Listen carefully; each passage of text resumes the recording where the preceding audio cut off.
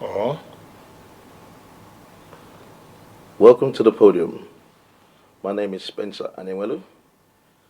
You're welcome to the show. Today's topic is the 1966, the January 15th, 1966 coup, and from an insider's perspective.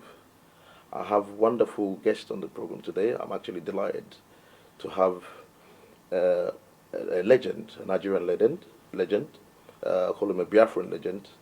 And I also have an author today on the program. I have with me, and I'm delighted to have with me, Colonel Emmanuel Nwobosi. He's the Ogene Obosi. You're welcome to the program, sir. thank you very much. Colonel Emmanuel Nwobosi was a captain in the Nigerian army, and he was also a colonel in the Biafran army. You're welcome to the program, sir. Thank I'm you. actually delighted to have you today. Thank you very much. Yes. Thank you. And sitting next to him is an author, and his name is Mr. Chukudum Ikazo.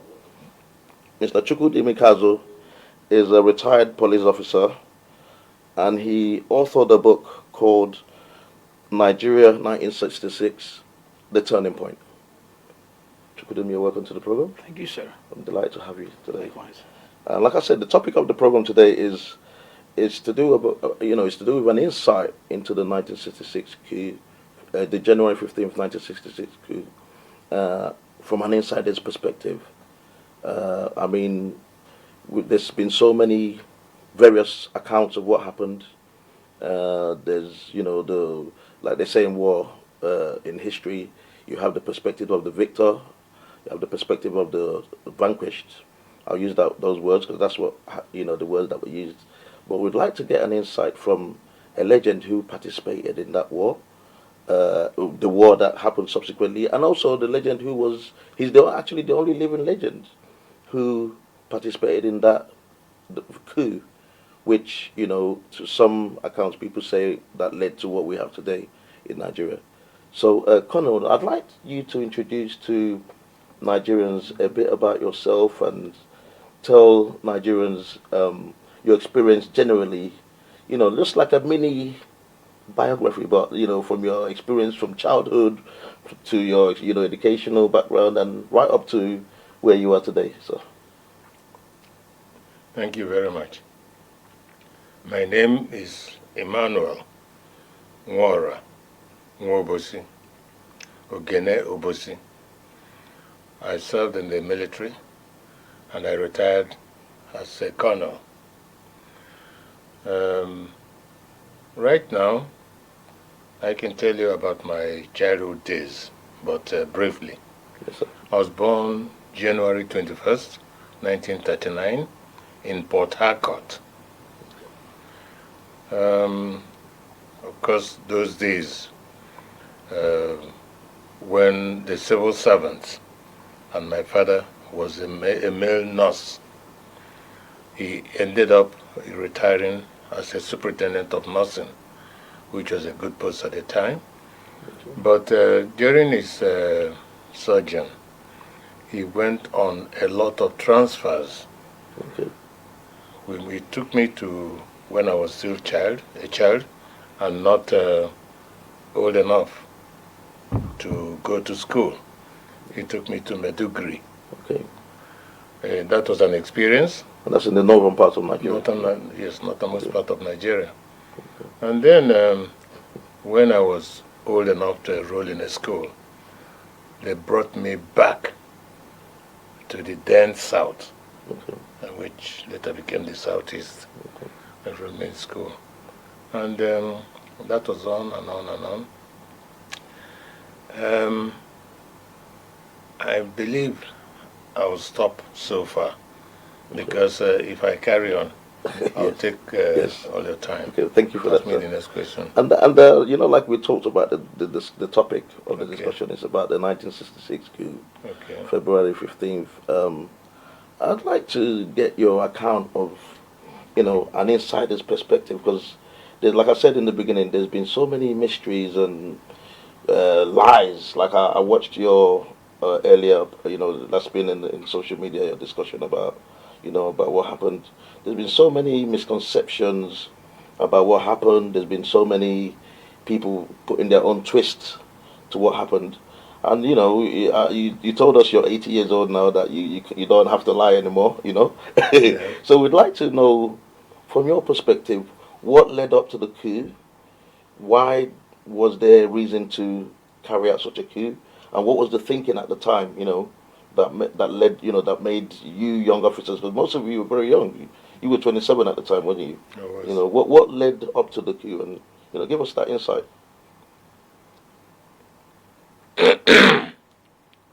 What happened was that as a young officer, just trained from the Royal Military Academy at Sandhurst, where we were taught all the principles of how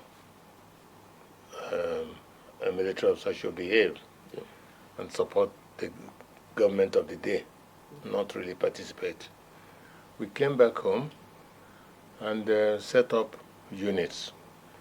I particularly was lucky because at that time Nigeria had no artillery unit. Okay. So we set up with some officers from, that was Major Madebo at the time. There was Abakiari, captain. Okay. There was my coursemate, Pat Hanekwe. We all got together in Kaduna. We got soldiers from the depot, and we started teaching them how to set up. We started setting up the artillery. Okay. Were most of you trained from Sandhurst? All of you that came back? The Madebo was trained at Sandhurst. Okay.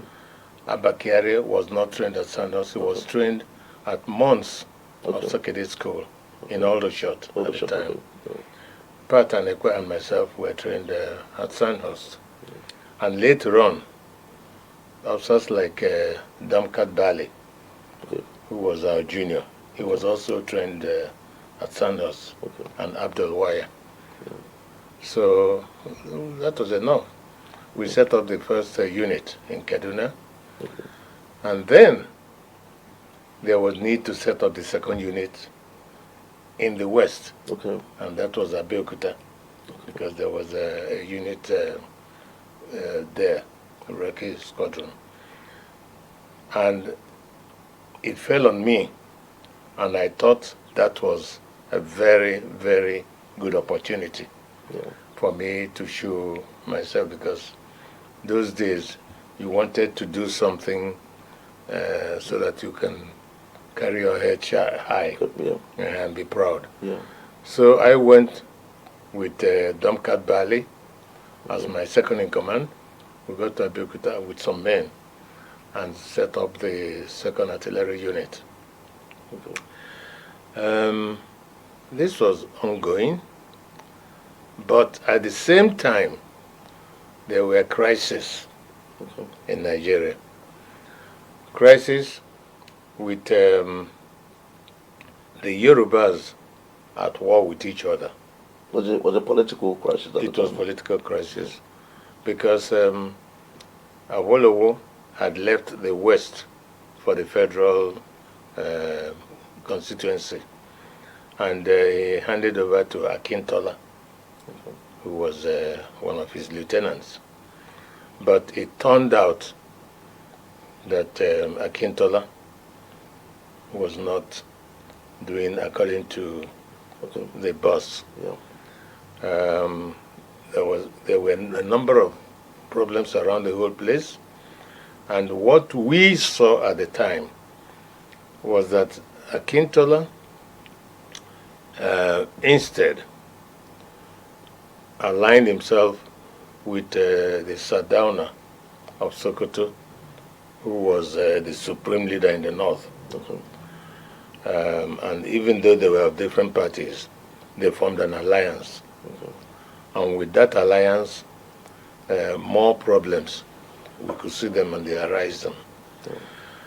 Except for people who did not have presence of mind. You go around feeling happy. I must say, life in the army as a second lieutenant a lieutenant or a captain was good. Yeah. But if you were happy with yourself, but you saw your people being treated badly. Yeah. And when I say your people, in Yoruba land, the Yorubas outside the barracks were my people. Oh. But instead, with the crisis, we saw a lot of them running to our barracks for safety. So I gave the instructions that our barracks gate will be open and they'll be allowed to come in. And the more they knew about this, the safer they felt. And they'll try to make it to the barracks, and whenever they got into the barracks, they felt safe. So this was the order of the day at the time when all these things were happening. Now, on the other hand, Major Chukwuma Kaduna Nzogu, who was my senior at St. John's College, Kaduna, but we knew ourselves, had gone through Sandhurst before me, and after that we kept in touch. And there was that esprit de corps. We felt happy with each other. There was another officer, Chris Anoforo, who also went through St. John's. He was of Nzogu's. The same mates. They were mates, yeah, they were classmates and so on. So this went on and on and on. And we were becoming uncomfortable the way politics was going on in Nigeria. And especially the western part of Nigeria. At one time, it was termed the Wild West. And it was really wild. Was it when I heard something like there was wet year, and what was all the wet year stuff? I heard about well, that. The wet year stuff came about when it was a slang. Yeah. People would buy petrol, that's fuel, buy them in cans, and then pour them on vehicles, on houses, in type of property, even on human beings. Yeah. And set them on fire. Was it targeted? Were they targeting people, or was it just a general? What was the purpose of that? The purpose of it was that the Akintola group, who had formed at that time, what they call the NNA, Nigerian National Alliance, with Sardauna, and it was given the leeway, sort of, to carry on. And when I say leeway, I mean by the federal government, which was controlled by Sardauna from the north. We were all aware of that. And they started killing people in the hundreds of thousands. And it looked as if there was no end in sight. Then some of our young officers, and when I say young officers, majors and captains, started. Actually, it was a talk in town. When people talk, they say, "Look, you army people, what are you doing?" Yeah. But you won't tell them you're going to do something. Yeah. We felt it, and it got to a point. We started feeling guilty and ashamed of ourselves to go out in town and be identified as a soldier. They won't do anything, but you had the self-conscience. So this thing went on and on and on, unabated. Now, Major Nzogu was the first Nigerian to take over and head the military intelligence from the white officer who was leaving. Even though he told us that when the British were moving out, they removed a lot of files because they didn't want us to know uh, the type of administration they ran there, which led to a popular saying in Hausa. I don't know if I can use it here. You say, okay. Teaching us, yeah. They say, Ba Asen, another way to say it, Ba Gane, Banam Bature, say Bayante Yansa. For those who understand Hausa, what you understand, but those who don't, it means when a white man, and they meant the British in this context, when the British is in your country and doing whatever type of havoc, you will not know. Okay. It's only after he's left Okay. Yeah. that you start to see what terrible things he did. Yeah. So Nzobo was there, and he started gathering his own team and intelligence. Yeah. In the process, he got to know that Sardauna, apart from a number of other things he was doing, which we felt was none of our business, but as far as it affected us, he was really desperate in trying to conquer Nigeria. And by conquer, it was in the line of Usman Dan Fodio to Islamize the whole of the South. And he would say this in the House of Assembly in Kaduna. He would say it at public fora. He didn't care. No. He was so... He had a northern agenda. He had a northern agenda, and because he didn't fear anybody anymore. Yeah. He was too careless in his utterances.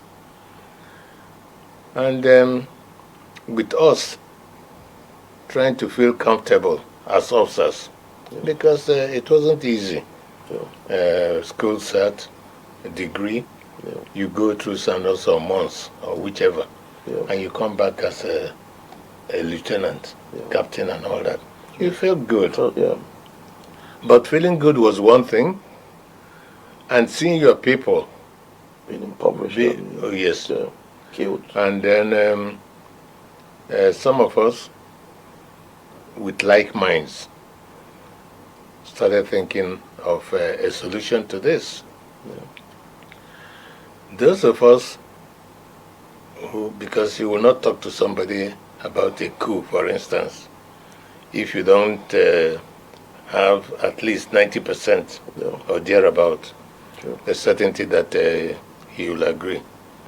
Because if the person disagrees, they'll leak to carry on without him, it's a danger. True. And a lot of the officers will have known that if they say no, that their lives are in danger. True, as well. Some we may not say no. Yes. And we had good examples. But in their minds, they didn't want to go along. They didn't want to go along. But they didn't want to take the chance. They say, okay. So this went on, and we decided to take the bull by the horn. We knew that there were some senior officers who could have done it with greater ease. All you had to do was give orders to your subordinates and they carry it out. For instance, somebody like Ironsi would have been a good choice if he was the type who would do it. But because Ironsi was a problem, and to even tell him, for him to say no. What do you mean it was a problem? Was he not? He wasn't. Number one, he wasn't well educated. To the standards. To the standards. Didn't he Two. study abroad like you guys? And he didn't go to Sandhurst? No. No, he Okay. didn't. He rose from the ranks. Okay. And rising from the ranks wasn't really the problem. Mm. But in those days, we knew those who rose from the ranks Yeah. were people who had what you call a first school living certificate. Yeah, school cert, And yeah. so, no, it wasn't school cert. It wasn't school cert then. Okay. No. First. Okay. First school living certificate. Okay. Yeah. Then he wasn't enlightened. Okay. Another thing is that Ironsi was used to drinking a lot of whiskey. Okay. In fact, it became common knowledge. Even in functions, he would down a bottle. Wow. And people will be clapping for him. Mm. We were embarrassed Okay. by our own man, Yeah. the man who was supposed to be an icon and the person you looked up to for leadership, behaving that way. But So some of the younger guys who were exposed felt it was, you saw the killings going on. You felt it was time to do something to do something. assuage it. Yeah. So we started getting together Okay. and planning, one person talking to the other person and all that type of thing. And it eventually ended up with the January 15th coup. Okay. Now, Yeah. talking about January 15th, Yeah. we did not just come out of the blues and decide January 15th. We were planning these things and taking our time to do the groundwork. Okay. When Chukwuma Kaduna Nzobo, through his intelligence network, Okay. got reliable information that Sardauna of Sokoto was using Akintola as his base, and then using some top military officers to perpetrate that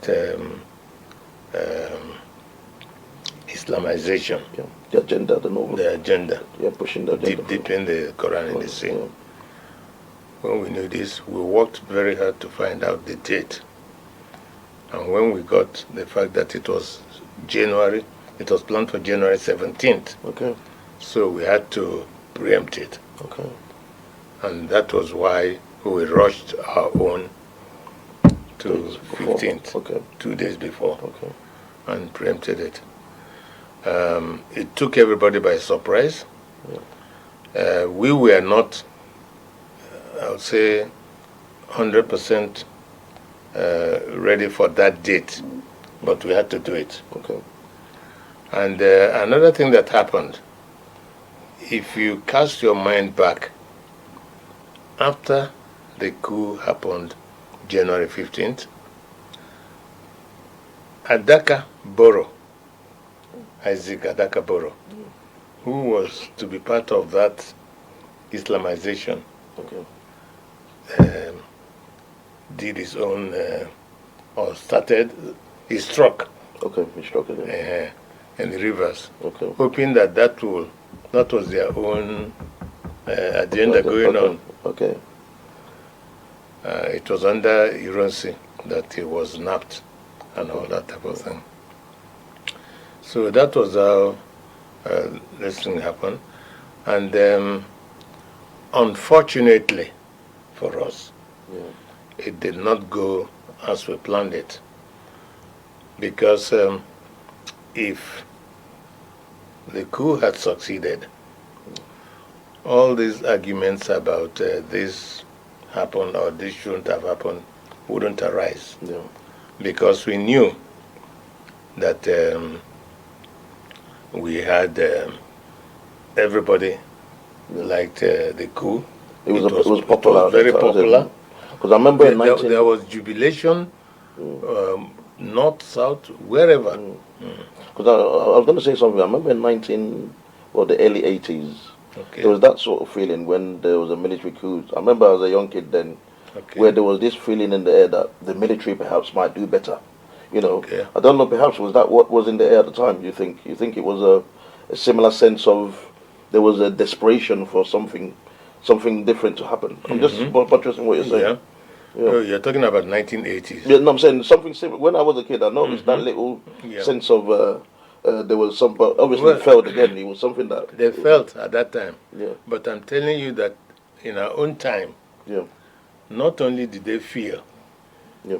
it got to a stage, the civilians started getting desperate. Okay. Even in beer parlors, where you meet your civilian friends to have a drink, you're a mufti. Yeah. People didn't know you, but those who knew you, including your own friends, after a while they say, you army people, how can you be around? And these Well, things this are is happening. They're not doing anything. Yeah. So you come out to chill and feel happy. Yeah. And somebody is telling you all these things.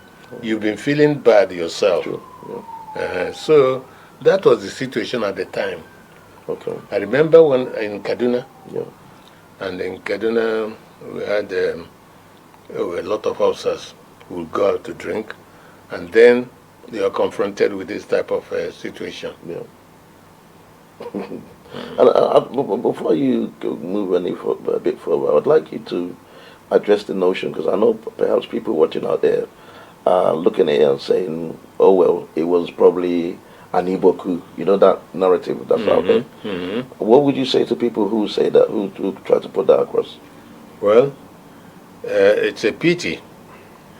I sympathize with a lot of people, but because they're not aware of the facts. Yes. They felt that way. Yes. I cannot tell them, look, you're talking rubbish, Yes. or go to hell. Yeah. No, that I will not do that. Yeah. But I know that when we planned the coup, it was just a group of us, and we were thinking and acting Nigerian. Okay. And everything we did at that time was in the interest of Nigeria. The composition of the coup at that time, and I believe that because of the restriction or the conditions, especially educational qualification for joining the army or for applying to join the army, at that time being controlled by the British themselves, the Nigerians hadn't taken over. Okay. Actually, Nigerians, the British were still the GOC, the brigade commanders. In fact, you had some sergeants who were British. Okay. So, those conditions, the Igbos eventually excelled. Okay. And became about maybe 65 to 70% of the officers in the army. Okay. So when you start making any selection, whether for a platoon attack or for company attack or whatever, Yeah. there's always that tendency that the officer corps, the Igbos, will be in preponderance. Yes. So also the troops, the soldiers that you used, Okay. were mainly from the north. Okay. That didn't mean anything. Yeah. Now, we had in our group, apart from the Igbos, this is to debunk that claim of Igbo, we had Major Ademoyega, Ademoyega, who was Yoruba. Yes. We had Swan Tong from the north. Okay. I've never heard of it. Something. Okay. Okay. Yeah. We had what's his name? Atombera Okay. from the north. Okay. In my own unit, I had Ebiko, Bob Ebiko, Okay. who was from the Delta. Yes. Not just Delta, but Middle Belt at the time. So when people talk about Igbo coup and all that, you start to wonder. Then, Ademoyega hinted Konefajui, Okay. who was Yoruba, and Fajui gave his blessing. Okay. He would not join, but he gave his blessing. He was behind it. Yeah. These are the ones we know. Yeah. So it boils down to the fact that sometimes you get tired of being asked the same question over and over again. Yes. But I'll not get tired. Yes. Because the people who are aggrieved, Yes. they are aggrieved. True. But it's unfortunate. Yes. That was a fact of history. Yeah. Okay. Mr. Chukwudumikazu, I'd like to give you some time to tell us a bit more about this particular area, because I know in your book, The Turning Point, I know you address some of these issues, yeah? Nigeria, The Turning Point. But from your perspective, what would you say about this notion that it was an Igbo coup? I'll be very plain and very clear about it. Let me start by saying that if I were a Northerner and I woke up on the morning of the 15th of January and I saw the outcome of the coup in terms of the results, because obviously we wouldn't know your intentions, we don't see what's in your heart. But I'm seeing the outcome of the coup in terms of the deaths or the killings, in terms of the officer corps who were killed, in terms of the leaders who were killed, and also in terms of the preponderance of officers from a particular ethnic group. I would feel concerned.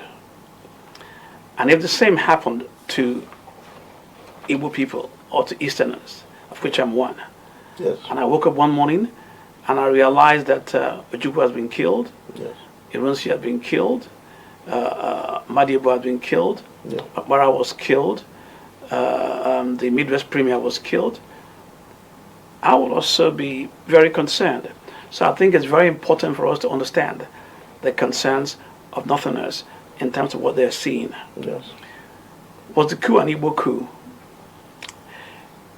During my research on my book, I did a lot of inquiries, I asked a lot of questions, I interrogated many documents, and I also spoke to some actors on both sides of the coup equation.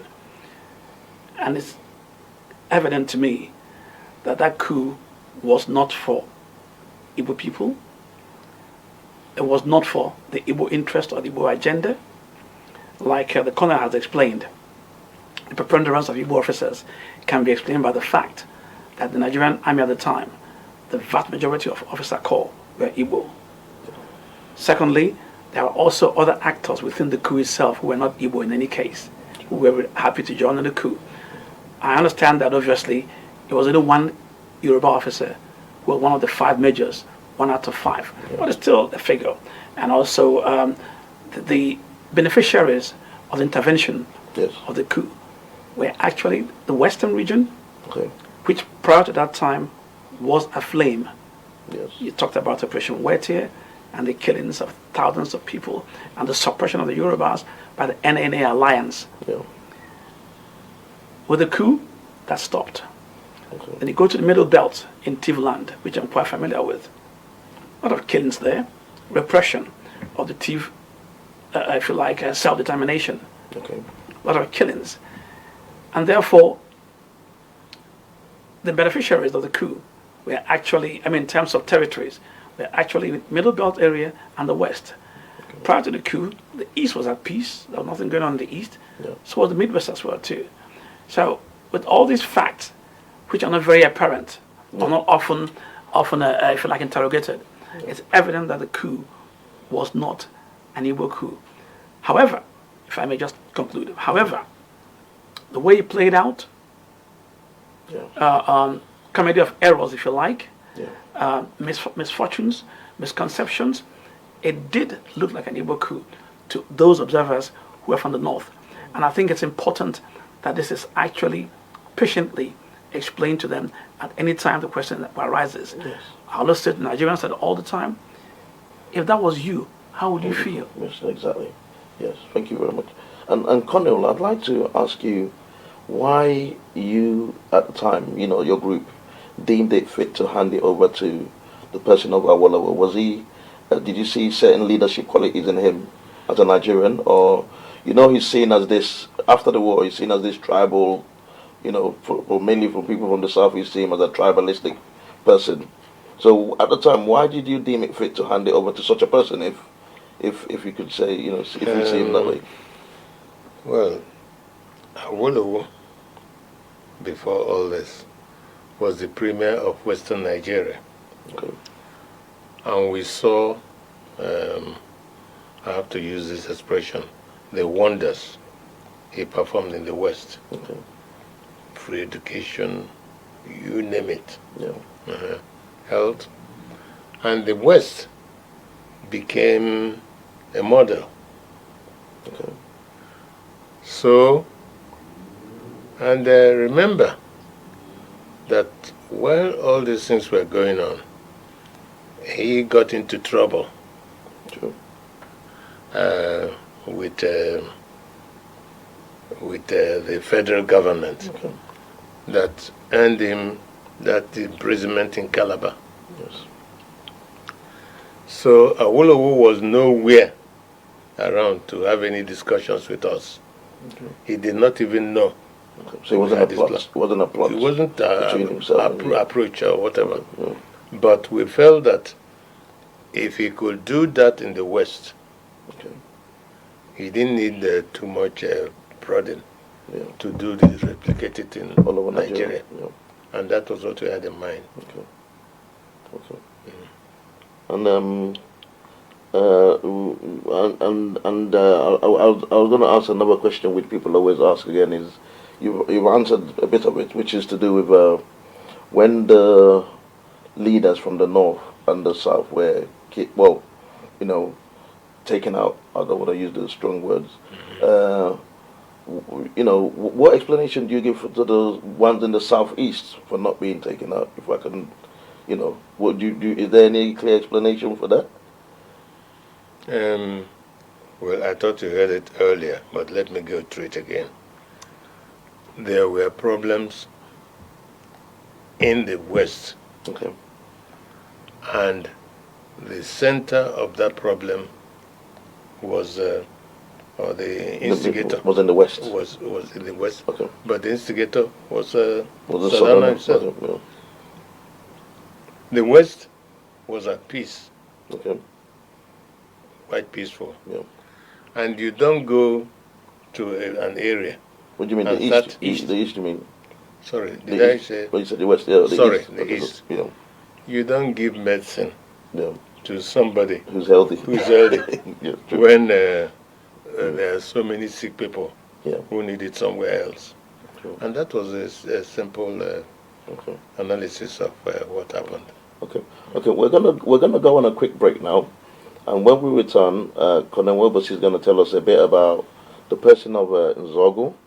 I know most Nigerians will never really get to. We've heard historical snippets of him, but maybe you tell us a bit of experience with him, and then we're gonna hear from Mr. Chudume a bit more about his, outlook on the 1966 coup. We'll see you soon.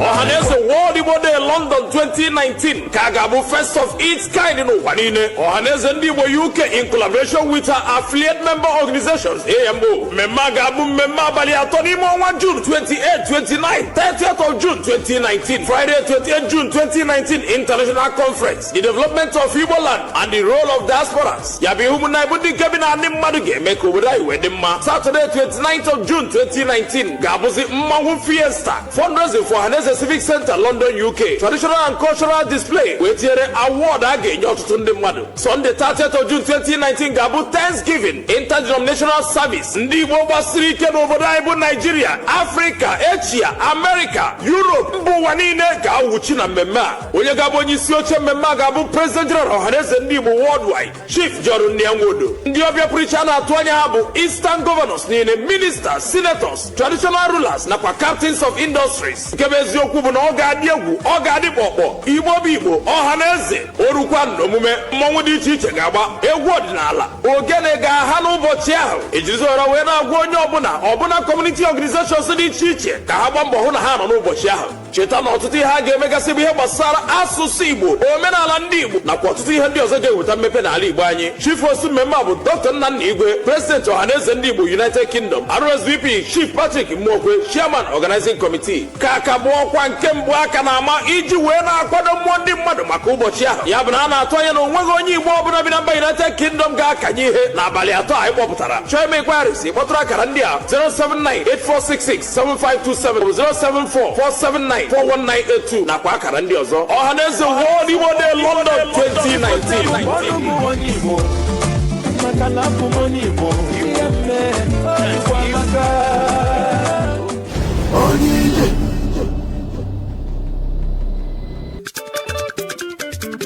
Ó ti yá. Gbogbo aláyẹyẹ pẹ̀lú ní pàtì àti ilé ìjọsìn ẹ fẹ́ ṣe polówó.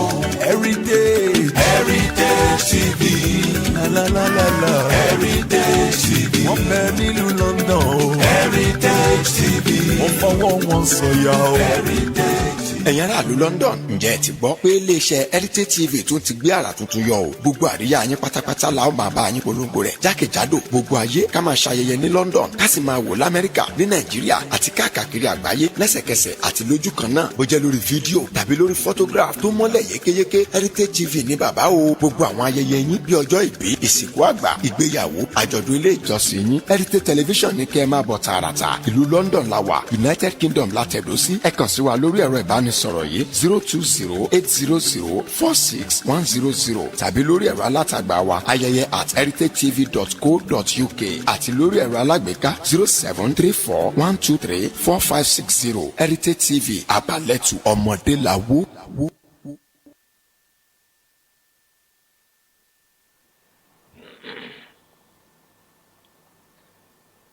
You're welcome back to the podium. Thank you. I'm still here with Colonel Emmanuel Nwobosi and Mr. Chukwudum Ikazo. Thanks for staying with us. Before we went on the break, I talked about we'll have to discuss, maybe we would like you to enlighten us about Major Nzogu at the time.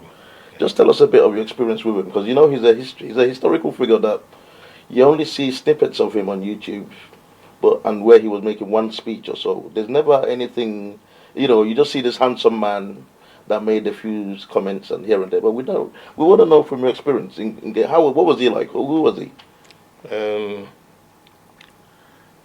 Chukwuma. He was Major Chukwuma Kaduna Nzogu. Okay. And the name Kaduna came from Kaduna, where he was born. Okay. And he spoke fluent Hausa, Okay. as well as good English. We went to St. John's College, Kaduna, together. Okay. That was where we met Okay. the first time. He was my senior. And there in the college, one thing stood out about him. He had his classmates and friends, but he was more at home. Let me put it, he was always at home with people who were junior to him. Okay. Unlike the usual thing Yeah. in secondary schools. Well, second years, you fag the Junior ones. junior ones. Even after then, when a junior comes to you, yes, what do you want? No, oh, I don't have the time now. Yeah. But Nzogu will have the time for you. Nzogu was not a known footballer. We all play games and all that.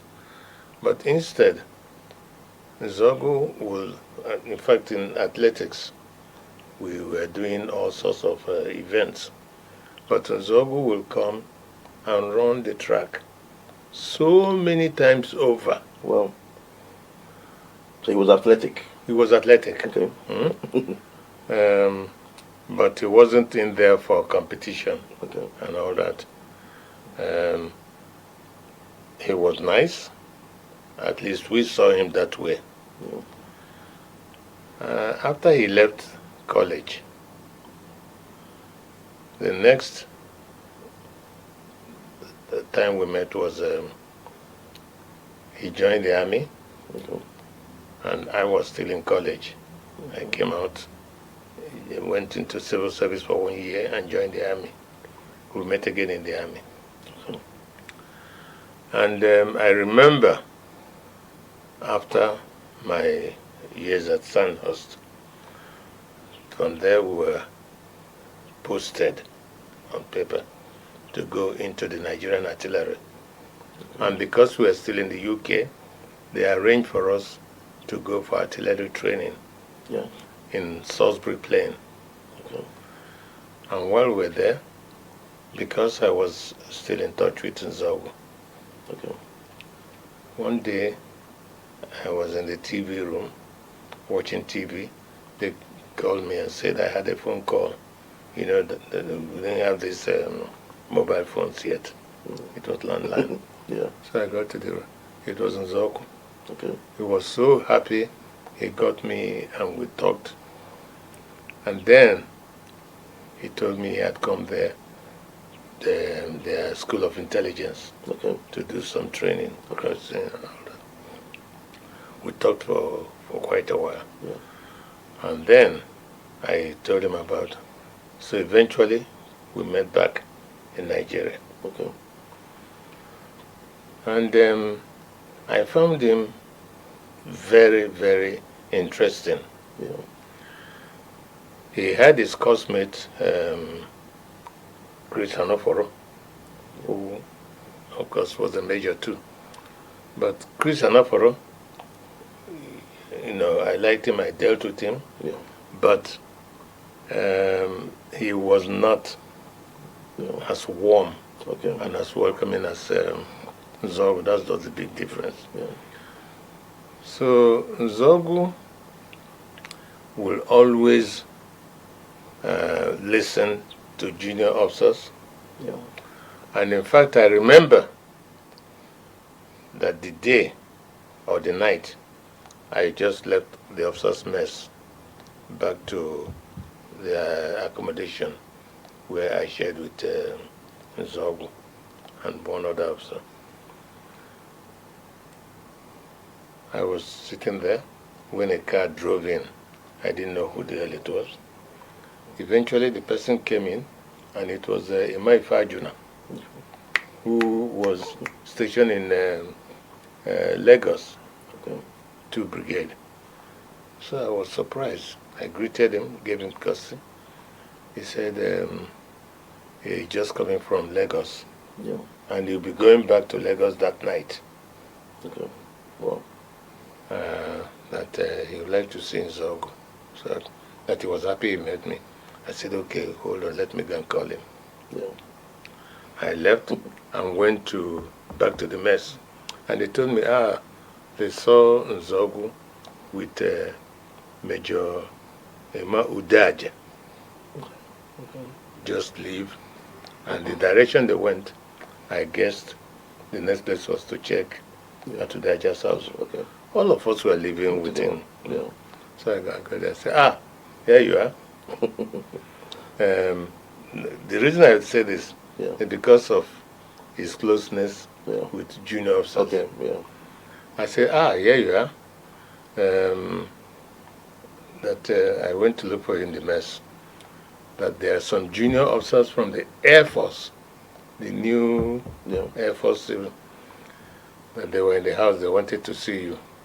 He said, he told Daja, please,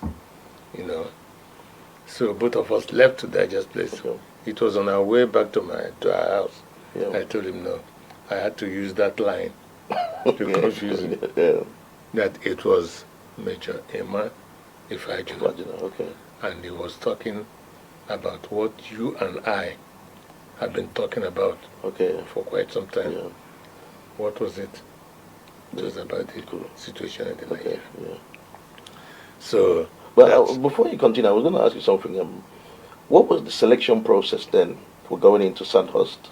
You know, like, because Sandhurst seems to be an elitist kind of it was. institution. Is it still the same today? And but then, how was it? How was the selection done?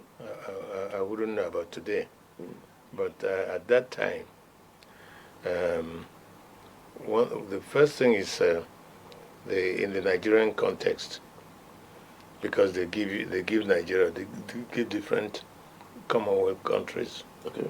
or even then their colonies, Yeah. they give them their quota. Okay. So for my own intake, Yeah. Nigeria had only 4 For slots. slots Is it then? Okay. for my own. Then in Nigeria, in my own set, we were, I will imagine, around 40-something cadets Okay. who made it to Nigerian Military Training College, Okay. which is now the Defense Academy. The first 6 months, you do all sorts of training, and at the end, you go through your final selection pod. So, to get about 35 that passed through that course was by itself a real task. Yeah. Then, from that 35, to get 4 Wow. for Sanders slot, Yeah. it was anybody's guess. Yeah. You have to be the if, best, really. so if you're lucky, Yeah. if you're lucky to be in that slot,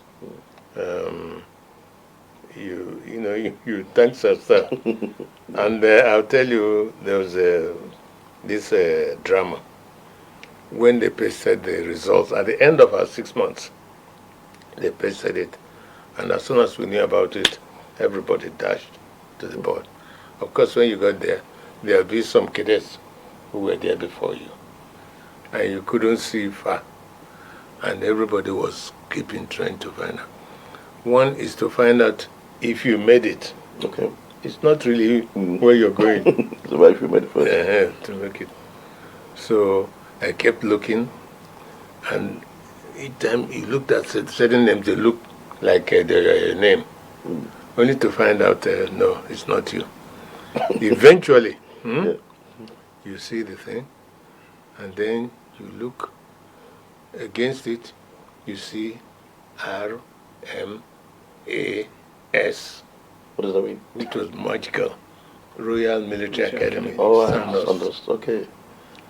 And look, I didn't know whether it was true or not. I felt this could have been a dream. Okay. Yeah. I looked at it again, and again, and again. Eventually I said, Jim Emwanya. Yes. Yes. It's not only that God made me pass that course, which wasn't easy, Yeah. but got me into Sanders slot, Yeah. which was another A task in itself. Yeah. Oh, wonderful. Then the rest will have to go to months Okay. of secretariat, which was a short All the service. shots. Yeah. Okay. And since you're here with us, I can't have the discussion without asking you about your interaction with the Dim himself, or the Megojuku. I know he wasn't part of the '66 No. coup per se, It wasn't. but he was an Igbo leader, one of the military icons. That's right. How did you know him? And presumably you were friends with him as well. Eventually. Okay. But at first, he was, he looked so distant. Okay. But I first knew about him while we were in Kaduna, Okay. because St. John's College, there was John Bigger. Okay. I don't know if you know about the head of Bigger. Bigger was his half-brother. Okay. And he was my senior by 2 years in college. Yeah. And the fact that Bigger was there, and I knew he was answering Bigger, but we knew that to Ojukwu. So eventually, the first time I met him, he was posted to one of the units in Kaduna while we were still in college. Okay. And of course, we continue hearing stories. And then there were very, very few Nigerian officers in the army at the time. Yeah. They were mainly British. Okay. So eventually, I met Ojukwu, and it wasn't, how will I put it? It wasn't a formal meeting. When I met him formally, eventually, was, I will even say, when we started, well, long after the coup and our detention, and then we came back. Well, after being on exile, because of want of time, I was going to ask you about your time away, and okay. But we we're going to cut it across, like Okay. this thing. Okay. Yes. No, I'm trying to pinpoint the particular Okay. time I met him. But eventually, Yeah. I started working in his headquarters. Okay. That was when he returned from. What was that in the 80s or? No, that was during the civilian Biafran era. War. Okay, during the war. Okay, sorry. Yeah. During the Biafran War. Okay. Okay. And I was put in there because I had my injury, Okay. which nearly ruined my spinal cord. So after hospitalization, I was taken there. I couldn't go back to the field immediately. So I was taken to, actually, I went in my car with my driver to the defense headquarters because I didn't go straight to Ojukwu. It wasn't easy. I went to General Effiong, who was the chief of defense staff, and I reported fit and ready for duty. Okay. So he was happy to see me too. So he said, okay. Tidied his desk, took me to defense operations, where Ojukwu will part of his building. Yeah. So I met Ojukwu, Yeah. I believe formally there, formally. So he was happy to see me. He knew about me, I knew about him. Yeah. So he posted me to the defense office. Okay. That's just outside his own office. Okay. And there was Colonel Anwuna, Pat Anwuna, who was the chief of operations at the time. Okay. He said I should be understudying Pat Anwuna and help him out too. Okay. So we got there. And I think Anwuna saw me and got happy that he had somebody to relieve him. Yes. Most of the time, Ojukwu would call, because we had a hotline. Okay. He would call and I'll pick the phone. Your Excellency, say, Pat. I say, no sir, Nwobosi. That type of thing. Yeah. So eventually, Pat Anwuna was on his way out. Okay. So I will imagine after some months, Anwuna was posted to defense headquarters, that's General Effiong's headquarters, Yes. where they made him principal staff officer, logistics. Okay. He was better than in there.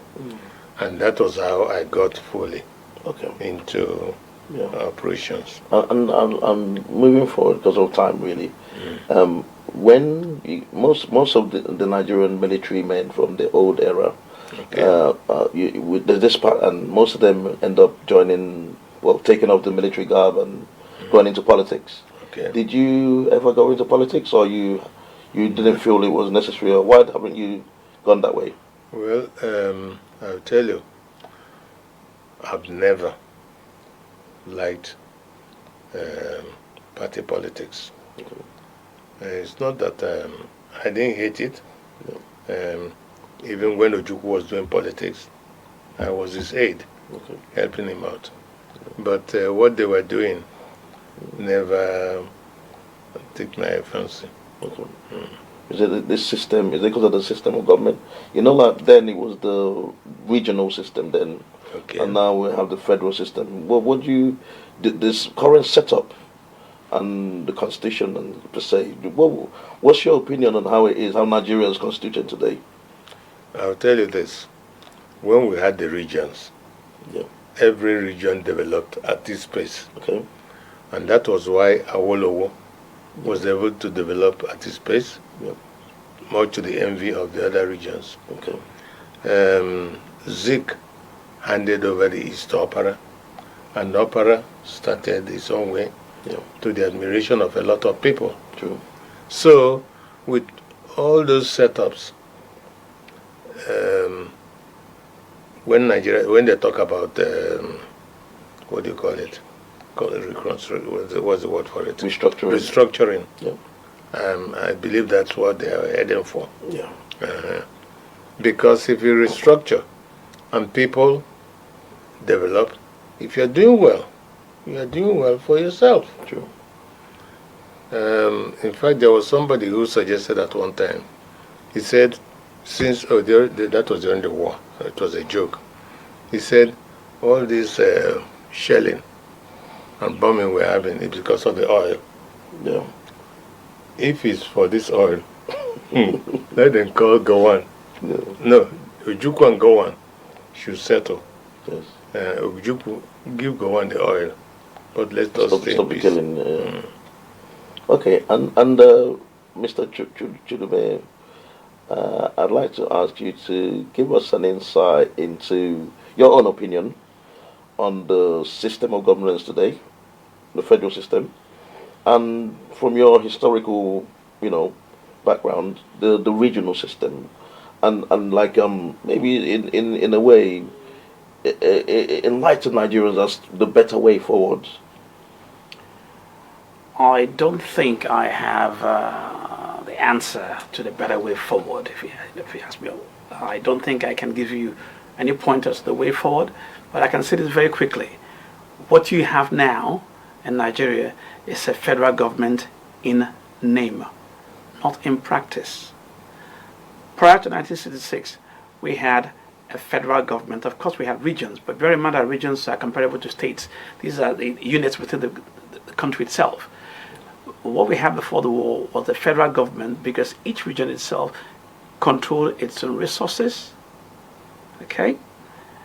controlled its own revenue, and then submitted a little bit of the revenue to the federal for federal costs. What we have now, the federal government controls the resources in your states. That is, if those resources are oil, not gold, as you find in Zamfara State today. Yes. Are you following what I'm saying? Yeah. Now, the federal government, since 1968 or 69, reversed the revenue allocation decree. Because prior to that, it was 100% what you find in your region. If you find oil there, if you produce coal, if you produce cocoa, granules, that's yours. It's in your land. But during the war, they reversed it by decree. Decree, of course, it's a military decree, which is to say, whoever is in power by reason of the gun can decide what he wants. Yes. Turn things around. When the war ended, it carried on. When we had the new constitution, when we had the new federal government, when we had a democracy of sorts, it carried on. So there's been opportunities to change it. Yeah, so what we have now is not really a federal government, federal system, in reality. True. So, before we leave, Nwobosi, I'd like you to talk to Nigerians and tell Nigerians about, your septuagenarian, where opportunities still have you here with us. I mean, sometimes I look at some of the documentaries of old and I see, and I wish they spoke to us, So I'd like you to speak to Nigerians. The cameras over there. Speak to Nigerians and tell us how we should live, as a people, and maybe speak to those leaders as to how to make Nigeria move forward.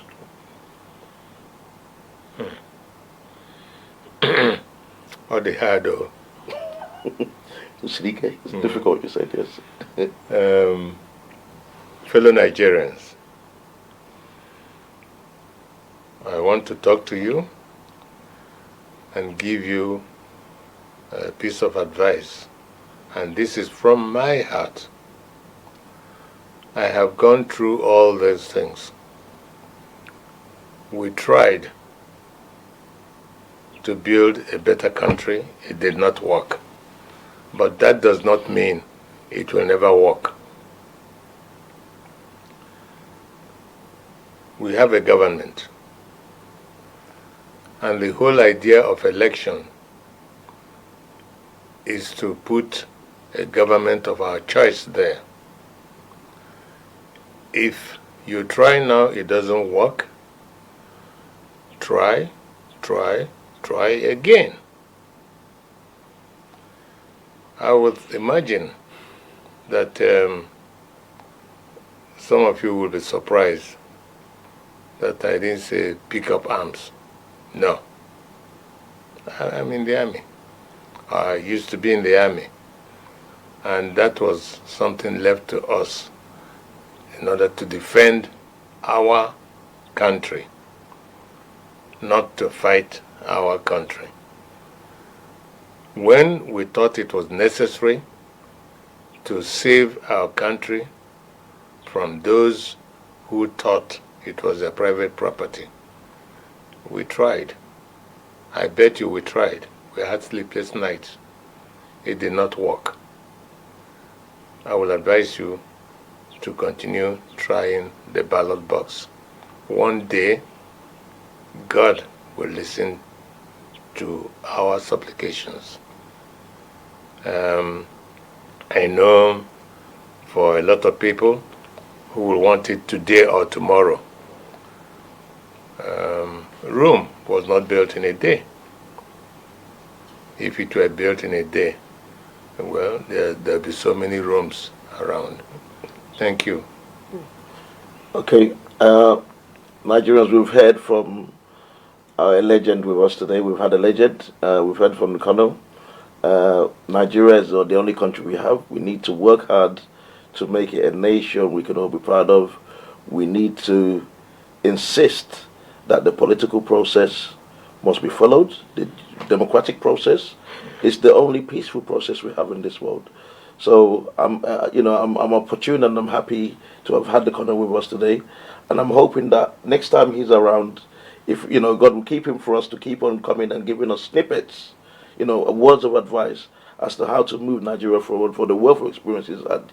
So, Colonel, I'd like to thank you for being on the program today. Thank you. It's been a pleasure having you on. Thank you. Thank you very much. Thank you. And Mr. Ikazo, it's been an opportunity. I'm going to have you back soon to talk a bit more about your book, perhaps, to enlighten Nigerians a bit more, because I think there's a void, there's a gap about what really happened, and we need to have more time to engage with Nigerians and put out the right narrative about what happened. Exactly. So this has been me, Spencer, and Ewell on the podium today, and keep a date with me every Thursdays between 7 and 9 o'clock. I'll be here on Heritage TV. See you next week. Thank you very much for being with us. Bye-bye.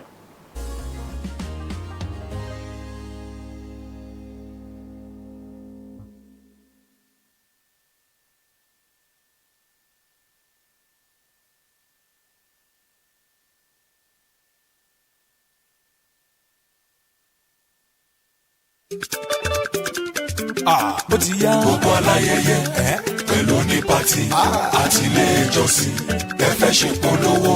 Heritage TV Heritage TV wọ́n bẹ nílùú London o.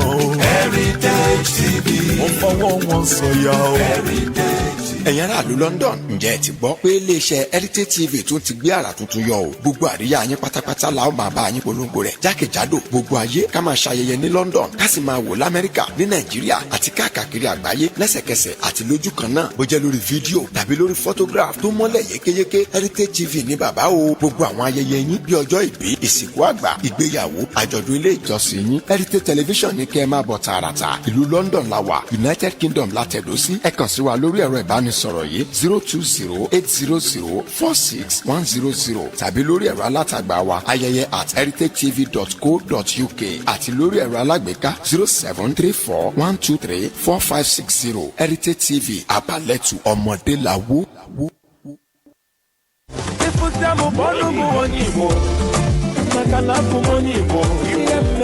Ohanese World Igbo Day London 2019 Kagabu first of its kind in Wanine. Ohanese Igbo UK in collaboration with our affiliate member organizations AMO Memma Gabu Memma Baliatoni Mo June 28, 29, 30th of June 2019 Friday 28 June 2019 International Conference The Development of Igbo Land and the Role of Diasporas Yabi Humuna Budi Kebina Nimaduge Mekubudai Wedima Saturday 29th of June 2019 Gabuzi Mmahu Fiesta fundraising for Hanese Civic Center, London, UK. Traditional and cultural display with here award again. Sunday 30th of June 2019, Gabu Thanksgiving interdenominational service. Nwobosi Kenobodaibu Nigeria, Africa, Asia, America, Europe. Mbuwanine Gawuchina Mema. Oye Gabo Nisioche Mema Gabu President General of Hanese Ndibo Worldwide. Chief Jordan Nyangodo. Ndiobia preacher na Atwanya Habu Eastern Governors Nine Ministers, Senators, Traditional Rulers, na kwa Captains of Industries. Kebezi okubu na oga adiegu, oga adipokpo, Igbo Igbo, Ohaneze, Orukwando mume, mmọnwụ dị iche iche ga-agba egwu ọdịnala. Ogene ga-aha n'ụbọchị ahụ. Ejizora wee na-agwa onye ọbụna community organizations dị iche iche ka ha gba mbọ hụ na ha nọ n'ụbọchị ahụ. Cheta na ọtụtụ ihe ha ga-emegasị bụ ihe gbasara asụsụ Igbo, omenala ndị Igbo nakwa ọtụtụ ihe ndị ọzọ ga-eweta mmepe n'ala Igbo anyị. Chief osu mmemme a bụ Dr. Nnanna Igwe, President Ohaneze ndị Igbo United Kingdom, RSVP Chief Patrick Mwokwe, Chairman Organizing Committee. Ka aka bụ ọkwa nke mbụ aka na-ama iji wee na-akwado mmụọ ndị mmadụ maka ụbọchị ahụ. Ya bụ na a na-atụ anya na onweghị onye Igbo ọbụla bi na mba United Kingdom ga-akanye ihe n'abalị atọ anyị kpọpụtara. Chọọ ime inquiries kpọtụrụ akara ndị a 079-8466-7527 074-479-41982 nakwa akara ndị ọzọ. Ohaneze World Igbo Day London 2019.